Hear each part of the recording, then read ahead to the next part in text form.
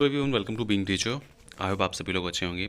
बिहार शिक्षक भर्ती से रिलेटेड मैं एससीईआरटी की क्लासेस डिस्कस कर रहा हूँ। तो सीरीज़ में ही ये क्लास 7 की बुक है पर्यावरण अध्ययन, और इसके बाद इसी बुक में मैं इसी वीडियो में ऐड करूँगा जो सामाजिक आर्थिक बुक है दूसरी, क्योंकि ये बुक थोड़ा सा छोटी है। और इसी के साथ में जो दूसरी बुक है उसमें 91 पेजेस हैं और इसमें 19 पेजेस हैं।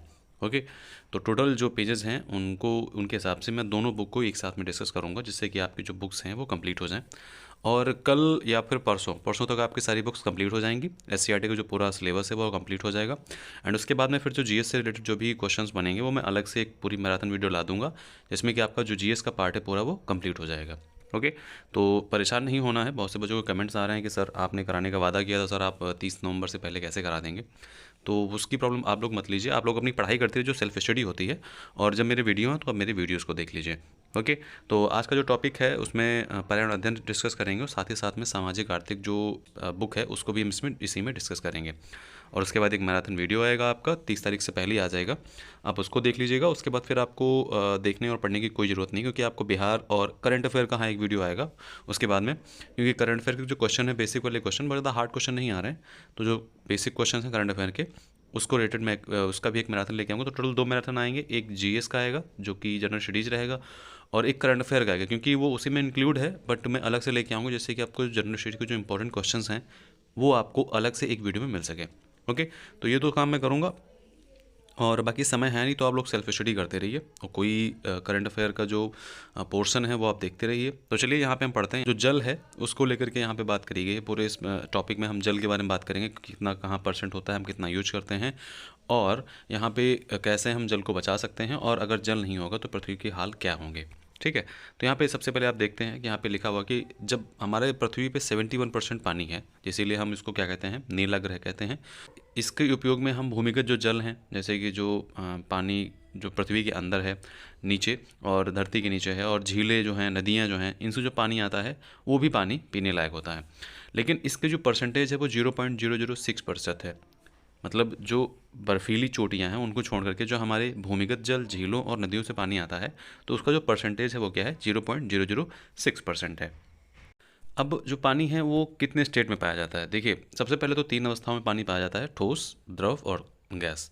ओके, जो गैस जो है वो जलवाष्प के रूप में जो वाष्प बनती है ना, उसके रूप में, गैस में के रूप में पानी पाया जाता है। नमी के रूप में पानी पाया जाता है। तो बर्फ़ हिम के रूप में जो जल ठोस अवस्था में है वो ध्रुवों पे, बर्फ़ के से ढके पर्वतों और हिमनदों में पाया जाता है।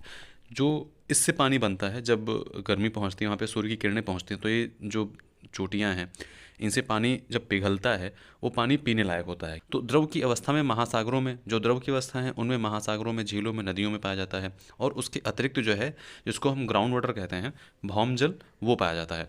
और गैसीय अवस्था में जो हमारे आसपास की जो जलवायु वायु में जो जलवाष्प होती है, जिसको हम नमी कहते हैं, जैसे कि रात में जब ओस गिरती है तो भी एक उसका कह सकते हैं गैस का एक रूप होती है, जो ठंडी होकर के ओस बन करके जो है वो गिरती है। ठीक है, तो यहाँ पे ये 3 अवस्थाएं जो है वो पानी की मानी जाती हैं। तो हमारी पृथ्वी पे 71% पानी है, ठीक है, 71%। बट जो पीने का पानी है उसका परसेंटेज कह सकते हैं कि 8 से 9% से भी बहुत कम है। वो तो चोटियों पे होता है, लेकिन अगर हमको ईजिली मिलने की अगर बात करें तो सिर्फ 2% जो पानी है वो हम लोगों को ईजिली अवेलेबल होता है। और उसका जनसंख्या का जो बहुत बड़ा भाग है वो कुओं से, नलकूपों से और हैंडपंपों से वो जल जो है वो प्राप्त करता है, क्योंकि और कोई सोर्स नहीं है। कि वर्षा का जो जल संचयन है वो तब के टाइम में नहीं होता था। आपको जो जब अब जो टाइम आ रहा है उसमें वर्षा का जल संचयन जो है हम लोग करते हैं, क्योंकि धीरे धीरे जो तीसरा वर्ल्ड वॉर हम लोग कहते हैं ना कि जब होगा तो वो पानी के लिए होगा, क्योंकि बहुत ही बड़ी शॉर्टेज हो रही है आज के टाइम में। जैसे कि साउथ अफ्रीका जो केप टाउन शहर है, वहाँ पे जो है पानी की इतनी कमी हो गई है, वहाँ पे अब ज़िंदगी रह ही नहीं गई है। और जहाँ पे पानी नहीं होगा वहाँ पे ज़िंदगी धीरे धीरे ख़त्म हो जाएगी।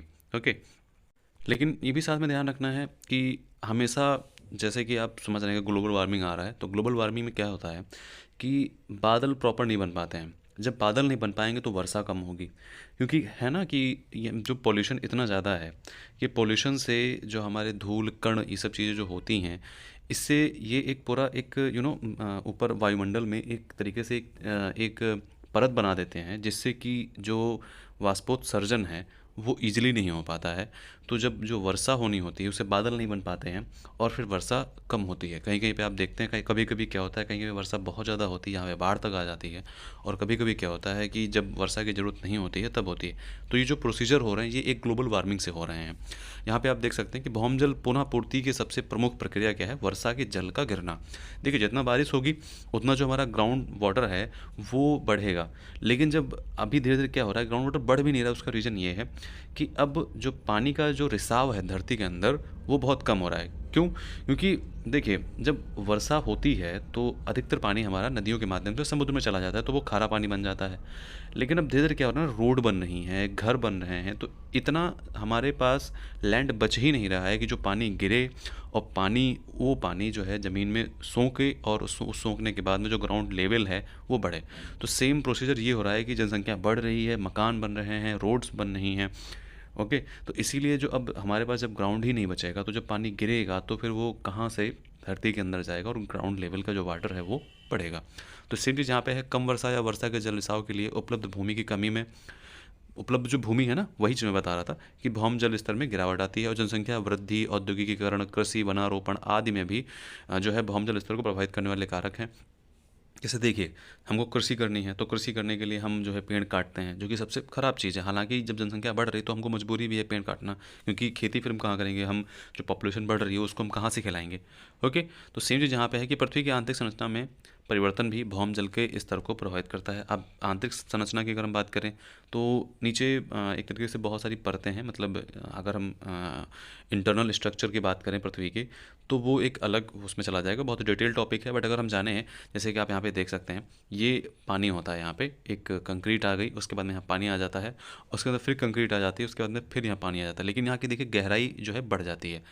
ओके, तो जो अब क्या है, पहले आज से कम मान के चलिए कि आज से 500 साल ये सॉरी 500 साल कह रहा हूँ, मतलब 200-300 साल पहले अगर हम लें तो पानी आपको कह सकते हैं कि बस थोड़ा सा पाइप आप 50 फीट पे या 100 फीट पे पानी आप आराम से ले सकते थे। लेकिन आज के टाइम में क्या है, आपको कम से कम 150-200 फीट जो है आपको करना पड़ता है और उसके बाद में आपको पानी मिलता है। लेकिन इससे पहले बहुत से 5 साल पहले ये होता था कि आप 50-60 फीट अगर खोल दीजिए तो पानी वहाँ से आपको बहुत अच्छा मिलता था और पानी शुद्ध मिलता था। लेकिन अभी जो है हाल बहुत बुरा हो चुका है। तो इसीलिए जो है पानी का जो कह सकते हैं ना मांग जो है वो दिन पर दिन बढ़ता जा रहा है। अब इसी जल भंडारण की अगर हम बात करें तो जल भंडारण और पुनः पूर्ति के लिए तालाब, पोखर, बावड़ी, चहबड़ों, डबरे और आहरें बनवाई जा रही हैं। देखिए अब क्या हो रहा है कि सरकार थोड़ा सा इसको लेकर के अब एक्शन में आई है, क्योंकि अब जैसे कि अभी हाल ही में एक सरकार ने जलाशयों को बनाने के लिए, एक तालाबों को जीर्णोद्धार करने के लिए एक योजना लागू की थी। तो उसके क्या था कि हर ज़िले में 75 जो जो तालाब होते थे उनको हम लोग क्या करते थे, ढंग से उनको बनाते थे, क्योंकि वर्षा का टाइम आ रहा था। तो जो जल था उसके संचयन के लिए कि जितना ज़्यादा जल हो सके हम उसको संचय करें और वो ग्राउंड लेवल वाटर में जाकर के सोखे, और जिससे हमारा ग्राउंड लेवल है वो उसका पानी जो है लेवल वो बढ़े। ओके, लेकिन अब हम कृषि में भी जो है नई नई टेक्निक यूज़ कर रहे हैं कि पहले क्या होता था कि पानी हम छोड़ देते, पानी बहता रहता था, ओवरफ्लो होता था।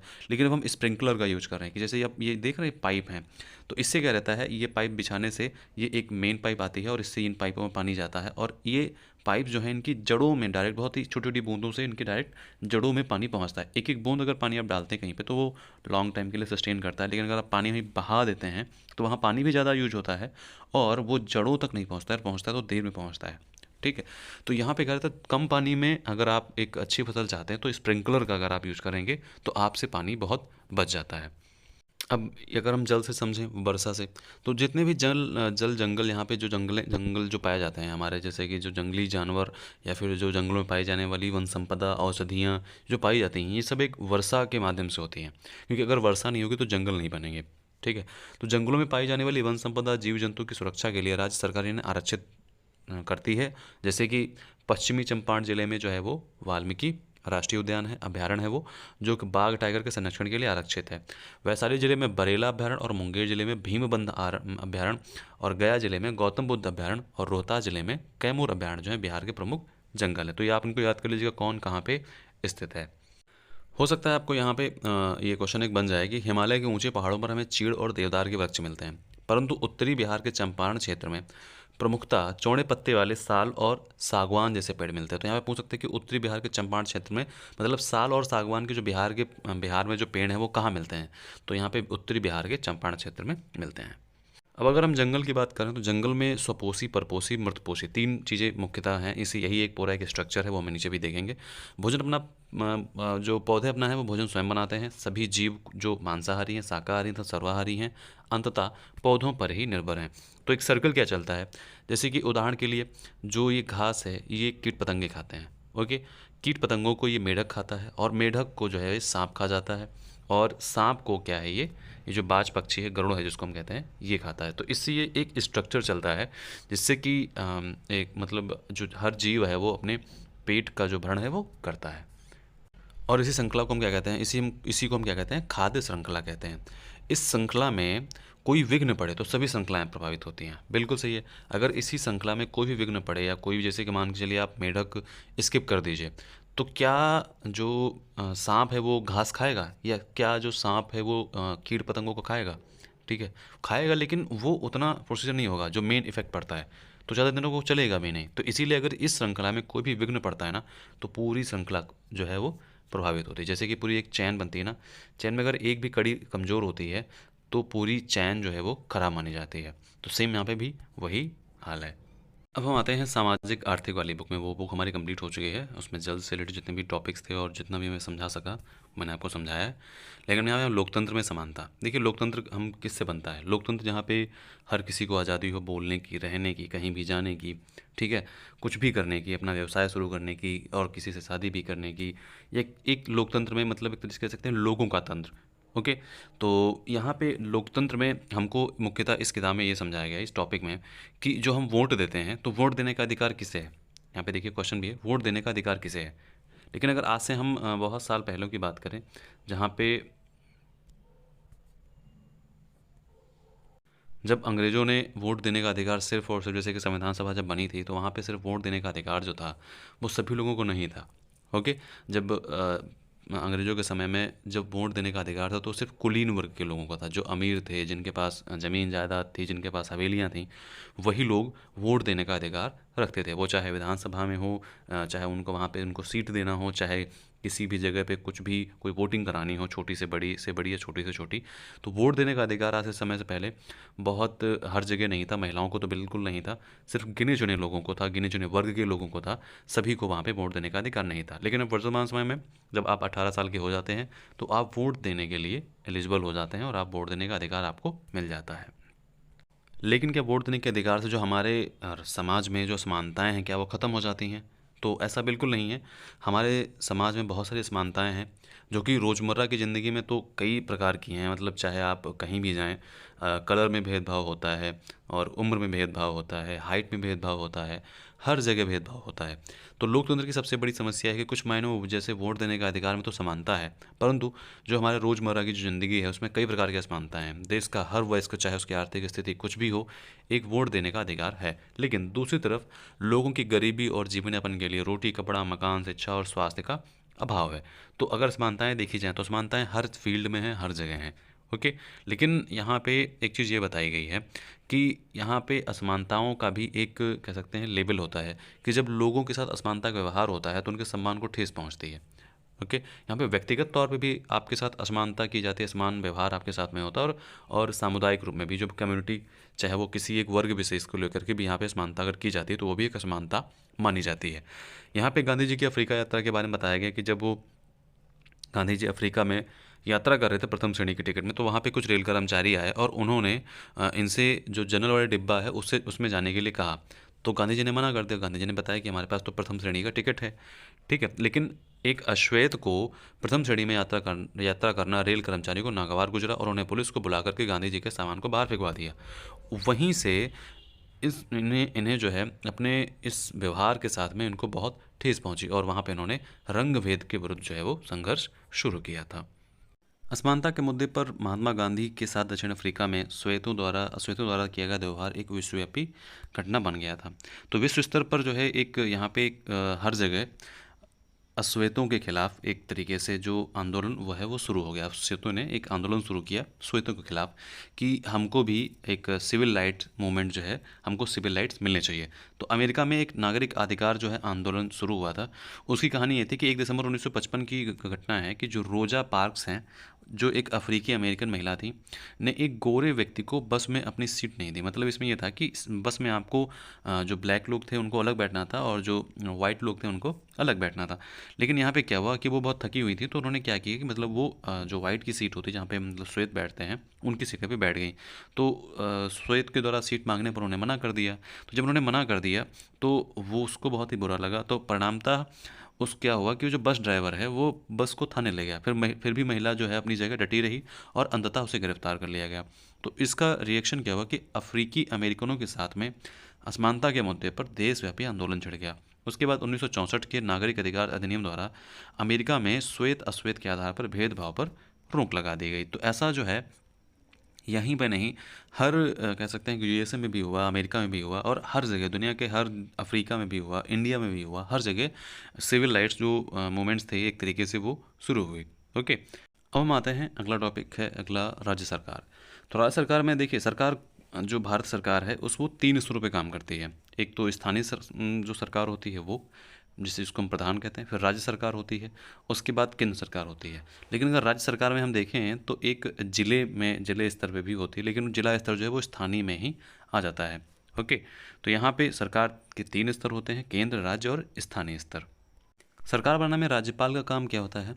राज्य का पूरा प्रशासन राज्यपाल के नाम से ही चलाया जाता है। जैसे कि देश का पूरा जो प्रशासन है वो राष्ट्रपति के नाम से चलाया जाता है, वैसे ही राज्यपाल का जो काम होता है वो उसके उसी के नाम से जो है पूरा प्रशासन जो है राज्य का चलाया जाता है। राज्यपाल राज्य प्रशासन के संवैधानिक प्रधान होते हैं। वह उस दल या गठबंधन के नेता को बुलाते हैं जिसे बहुमत प्राप्त होता है। मतलब अगर मान के चलिए 200 सीट हैं, तो जिसको 101 सीट प्राप्त होगी या फिर जिसको आधे से ज़्यादा जो सीटें प्राप्त होती हैं उसको बहुमत दल का नेता कहते हैं, जिसको बहुमत प्राप्त होता है, और उसी को मुख्यमंत्री नियुक्त किया जाता है। राज्यपाल को मुख्यमंत्री एवं मंत्रिपरिषद की सलाह से कार्य करना होता है। राज्यपाल की नियुक्ति यह सुनिश्चित करने के लिए की जाती है कि राज्य सरकार संविधान के नियमों के अनुसार अपना कामकाज चलाए। तो राज्यपाल का बहुत बड़ा रोल होता है राज्य सरकार में, राज्य सरकार के जो शासन को है उसको चलाने में। देखिए, हम उम्मीद करते हैं कि आप सभी लोगों को एक बेसिक नॉलेज तो होगा कि विधानसभा क्या होती है, विधान परिषद क्या होता है, लोकसभा क्या होती है और राज्यसभा क्या होती है। लोकसभा जो होती है वो हमें सेंट्रल के लेवल पे, जो पार्लियामेंट है, संसद जिसको हम बोलते हैं, वहाँ पे लोकसभा 2 सदन होते हैं, लोकसभा और राज्यसभा। तो लोकसभा जो होती है उसको हम निचला सदन कहते हैं और जो राज्यसभा है उसको हम क्या कहते हैं, उच्च सदन कहते हैं। सेम वैसे ही राज्य सरकार में होता है। जब राज्य सरकार में 2 सदन होते हैं, विधानसभा और विधान परिषद। विधानसभा एक लोकसभा के जैसे ही होती है, उसको हम क्या कहते हैं, निचला सदन कहते हैं। और जो विधान परिषद है या फिर राज्यसभा है, इसको हम क्या कहते हैं, उच्च सदन कहते हैं। तो यहाँ पे हम सबसे पहले जान लेते हैं कि भारत के प्रत्येक राज्य में विधानसभा है, प्रत्येक राज्य में, परंतु कुछ राज्यों में यथा बिहार, आंध्र प्रदेश, उत्तर प्रदेश, कर्नाटक, महाराष्ट्र और जम्मू कश्मीर के विधानमंडल में द्वितीय सदन के रूप में विधान परिषद भी है। ओके, इसे उच्च सदन भी कहा जाता है। यह एक स्थायी सभा है जो कभी भंग नहीं होती। प्रत्येक 2 वर्षों बाद 1/3 सदस्य जो हैं वो सेवानिवृत्त हो जाते हैं, एक तरीके से वो रिटायर्ड हो जाते हैं और उनके स्थान पर पुनः निर्वाचन या मनोनयन होता है। विधान परिषद के सदस्यों की समस्त संख्या उस राज्य के विधानसभा के कुल सदस्यों के 1/3 से अधिक किसी भी दशा में सदस्यों की संख्या 40 से कम नहीं होती है। और मतलब जैसे कि मान के चलिए अगर 200 हैं, ओके, तो उसका 1/3 कह सकते हैं कि 66 आपको मिनिमम रखना ही पड़ेगा। ओके, तो यहाँ पे 1/3 से अधिक और किसी भी दशा में जो 40 से कम नहीं होगा। विधान परिषद के गठन में कुल निर्धारित सदस्यों के 1/3 सदस्य नगर पालिकाओं, जिला पार्षदों और स्थानीय निकायों के निर्वाचक मंडल द्वारा, 1/3 सदस्य राज्य के विधानसभा के सदस्यों द्वारा और 1/12 सदस्य स्नातकों के निर्वाचक मंडल द्वारा एवं 1/12 सदस्य जो है माध्यमिक एवं उच्च शिक्षा संस्थाओं में कार्यरत शिक्षकों के निर्वाचक मंडल द्वारा निर्वाचित किए जाते हैं। तो निर्वाचक मंडल जो है, जो निर्वाचन है वो इन चीज़ों के माध्यम से, इन लोगों के माध्यम से होता है। शेष 1/6 सदस्य राज्यपाल द्वारा मनोनीत किए जाते हैं, जिन्हें साहित्य, कला, विज्ञान, सहकारिता आंदोलन, राज्यसभा सामाजिक सेवा में जो है विशेष ज्ञान और व्यवहारिक अनुभव होता है। विधान परिषद की कार्यवाही को संचालित करने के लिए सदस्य अपने में से एक सभापति एवं एक उपसभापति का चुनाव करते हैं। और जो सभापति होते हैं उनको, वो अभी वर्तमान समय में उपराष्ट्रपति होते हैं, और उपराष्ट्रपति ही एक विधान सभापति का जो है वो निर्वहन करते हैं। झारखंड के, लेकिन अगर हम विधान परिषद की बात करते हैं तो विधान परिषद में जो है एक सभापति चुना जाता है, वो उपराष्ट्रपति का नहीं काम करता है। जो हमें अगर राज्यसभा में जब हम सभापति चुनते हैं ना, तो वो उपराष्ट्रपति ही होते हैं, और उपराष्ट्रपति जो है सभापति के रूप में कार्य करते हैं। लेकिन विधान परिषद जब राज्यों की बात आती है तो राज्यों में उन्हीं सदस्यों में से एक को हम सभापति चुनते हैं। ओके। झारखंड के अलग राज्य बनने के बाद में विधान विधान परिषद की कुल सीट जो है वो 75 सीट्स हैं। इसमें स्थानीय निकाय द्वारा 24, विधानसभा सदस्यों द्वारा 27, स्नातकों द्वारा 6 और शिक्षकों द्वारा 6 निर्वाचित सदस्य हैं। शेष 12 सदस्य जो हैं वो राज्यपाल के द्वारा मनोनीत किए जाते हैं। अब हम विधानसभा और पूरे विधानमंडल की अगर हम बात करें तो विधानसभा और विधान परिषद दो होते हैं, दो सभाएं होती हैं। लेकिन यहाँ पे सबसे इंपॉर्टेंट चीज़ होती है कि इसमें होता क्या है। इसमें होता यह है कि यहाँ पे जो बिल लाए जाते हैं, जैसे राज्य से संबंधित कोई भी बिल होता है जो लोकहित के लिए होता है, तो उसमें हम बिल लेके आते हैं और उस पर चर्चा होती है। उस पर हर मंत्री जो जिससे रिलेटेड होता है, जो उसके बारे में सही समझता है, जिसको जिसको अनुभव होता है, जिसको पता होता है कि क्या कहना है, क्या बोलना है, समाज के लिए क्या अच्छा है क्या बुरा है, उससे रिलेटेड वो उस पर एक टिप्पणी करता है, सलाह देता है, सुझाव देता है। और अगर उस बिल में कोई सुधार करना होता है तो उसको सुधार करके विधान परिषद को भेज दिया जाता है। विधान परिषद में उस पर चर्चा होती है और उसके बाद में उस बिल को पास कर दिया जाता है। तो यहाँ पे बिल पास करने के लिए एक कह सकते हैं ना, एक बहस होती है। यहाँ पे सभी लोगों को उस बिल पे बोलने के लिए एक निश्चित समय भी दिया जाता है, और उसके बाद में वो बिल पास हो जाता है और फिर वो एक कानून बन जाता है। अब हम आते हैं शिक्षा एवं स्वास्थ्य के क्षेत्र में सरकार की भूमिका। देखिए, शिक्षा और स्वास्थ्य के क्षेत्र में सरकार की भूमिका, तो शिक्षा और स्वास्थ्य है, ये पहले क्या था, पहले केंद्र सूची में था, लेकिन उसके बाद में ये समवर्ती सूची में कर दिया गया, और इसमें क्या होता है, राज्य सूची में कर दिया गया।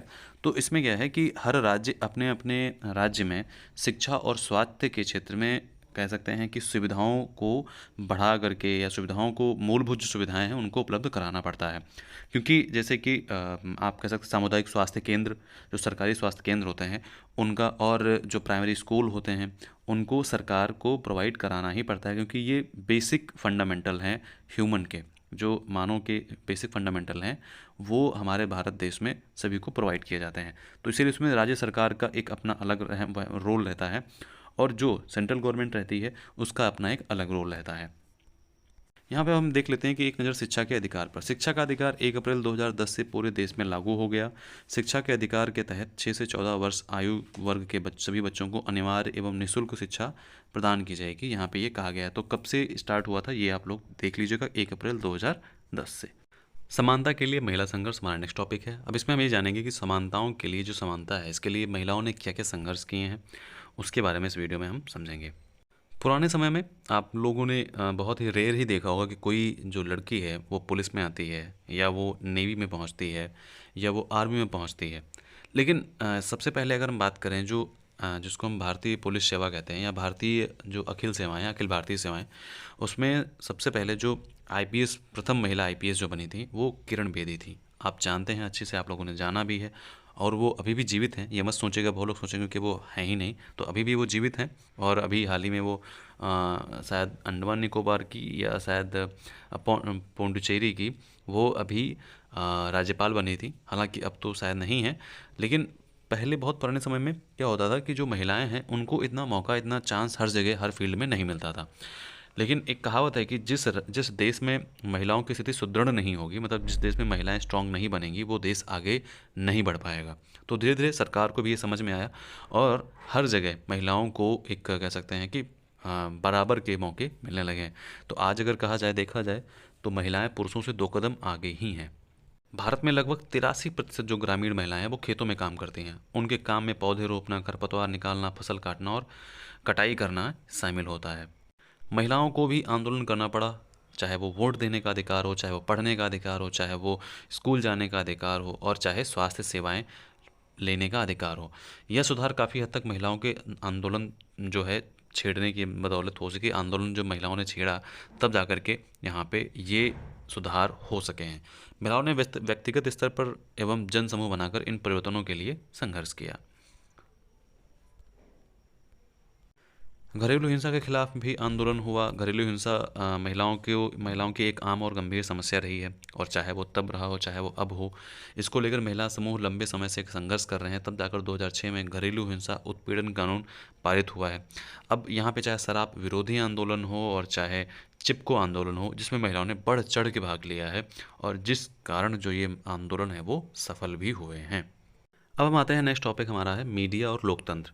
देखिए इसमें क्या है, इसमें नॉर्मल सी चीज़ ये है कि इसमें मीडिया के बारे में हम जानेंगे कि मीडिया क्या है। जैसे कि 2008 में कोसी के बड़े इलाके में आई विनाशकारी बाढ़ के बारे में सुना होगा, बिल्कुल। तब बहुत से लोग मारे भी गए थे और बहुत से लोग अपनों से छूट गए थे। तो यहाँ पे कहानी ये है कि जब मीडिया और यहाँ पे लोकतंत्र, देखिए मीडिया का क्या काम होता है कि मीडिया को काम होता है जो भी आने वाली सूचना है, जो भी कहीं किसी दूसरे राज्य में हो रहा है या फिर कोई सूचना बतानी है कि उस ज़िले में बाढ़ आ सकती है, तो ये सूचना मीडिया के माध्यम से लोगों तक पहुंचाई जाती है। लेकिन ये सुविधाएं तब नहीं थी, इतनी सुविधाएं तब नहीं थी कि लोगों को बताया जाए कि आपके ज़िले में बाढ़ आ रही है या फिर आपके ज़िले में क्या सी चीज़ें हैं और क्या सुविधाएं आपको दी जाएंगी। चाहे वो कोई योजना की सूचना हो, चाहे वो कोई एक स्कीम बतानी हो, समाज में विचारों एवं खबरों को आदान प्रदान का माध्यम साधन ही नहीं मीडिया कहलाता है, साधन ही मीडिया कहलाता है। समाचार पत्र पत्रिकाएं, radio TV channel, phone, fax, mobile, internet इत्यादि संचार माध्यमों के विभिन्न रूप हैं जिनकी पहुंच देश विदेश के जनसमूह तक होती है, और इन्हें जनसंचार माध्यम या मास मीडिया कहते हैं। मीडिया शब्द जो है अंग्रेजी शब्द मीडियम से लिया गया है। मीडियम का जो अर्थ है वो माध्यम होता है। तो इसमें यही बताया गया है कि तब के समय से लेकर के आज के समय में जो इंटरनेट का बहुत ही व्यापक जो प्रयोग है वो शुरू हो गया है। जैसे पुराने समय में हम लोगों तक चीज़ों को नहीं पहुंचा पाते थे, लेकिन आज के समय में हम चीज़ों को बहुत ही ईजिली माध्यम से इंटरनेट पे डाल देते हैं और लोग उन चीज़ों को पढ़ते हैं और जानकारी प्राप्त करते हैं। जैसे कि जैसे कि हम बहुत ज़्यादा हमको पहले से चीज़ें पता चल जाती हैं और हम उस हिसाब से अपना जो सेटअप है वो हम कर लेते हैं। जैसे कि बाढ़ कहीं अगर आनी है या कहीं बहुत ज़्यादा वर्षा होनी है, तो आज के समय में हम एक ब्रॉडकास्ट कर देते हैं कि हाँ वहाँ पे उस जगह बाढ़ आएगी, हमको पहले से पता चल जाता है। पुराने समय में ऐसा नहीं होता था। अब जैसे एक योजना चलती है मनरेगा, महात्मा गांधी राष्ट्रीय ग्रामीण रोजगार गारंटी अधिनियम। तो 2 अक्टूबर 2009 से पूर्व इसे नरेगा के नाम से जाना जाता था, ठीक है। लेकिन उसके बाद क्या हो गया, इसका महात्मा गांधी मनरेगा के नाम से इसको कर दिया गया है, और 2 अक्टूबर 2009 में इसका नाम बदल दिया गया था। इसमें क्या होता है कि 100 दिन का जो हर गांव में 100 दिन के सभी रोजगार जो लोग रहते हैं गांव में, उनको रोजगार दिया जाता है। 100 दिन का रोजगार दिया जाता है जिससे कि वो अपना जीवन यापन कर सकें। मखाना के बारे में जान लेते हैं। मखाना आप लोग जानते होंगे सफ़ेद कलर का होता है। यह तालाब में उपजने वाला एक जलीय उत्पाद है। देश में मखाना के कुल उत्पादन में 85% हिस्सा बिहार में होता है। दरभंगा, मधुबनी, समस्तीपुर, सहरसा, सीतामढ़ी, पूर्णिया, कटिहार, किशनगंज आदि जिलों में मखाना का उत्पादन होता है। मखाना का प्रयोग व्रत, त्योहारों, पूजा पाठ, हवन सामग्री और नाश्ते में किया जाता है। मखाना में कई औषधीय गुण पाए जाते हैं, यह पोषक तत्वों से भी भरपूर होता है। तो आज के लिए इतना ही इस टॉपिक में, इन बुक्स में इतना ही था। शाम को आपको एक और वीडियो मिल जाएगा, जिससे कि आपका जो आज का रहेगा, मैं जल्द से जल्द इसको पूरा कर दूंगा। 3 दिन में आपकी सारी किताबें पूरी हो जाएंगी। ओके, तो इसमें जो फैक्ट्स थे वो मैंने आपको अच्छे से डिस्कस करके बता दिए हैं। जितना भी इंपॉर्टेंट पॉइंट था वो मैंने आपको बता दिया, कुछ भी छूटा नहीं है। और नेक्स्ट वीडियो जो है वो आपको इवनिंग तक मिल जाएगा। तो ध्यान रखिए, मिलते हैं नेक्स्ट वीडियो में। Bye bye.